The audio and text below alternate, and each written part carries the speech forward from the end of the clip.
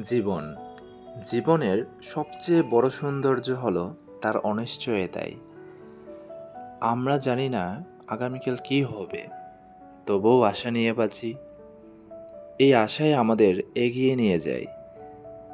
ছোট ছোট মুহূর্তে খুশি খুঁজে নেওয়াই হচ্ছে জীবনের প্রকৃত সার্থকতা।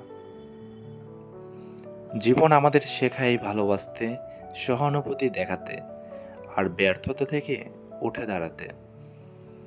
কখনো কঠিন হয়ে আসে জীবন, কিন্তু সেই কঠিনতাই আমাদের শক্তিশালী করে।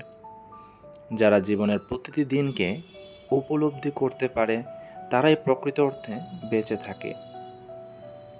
সত্যি বলতে জীবন একটাই, তা যেন বৃথা না যায়।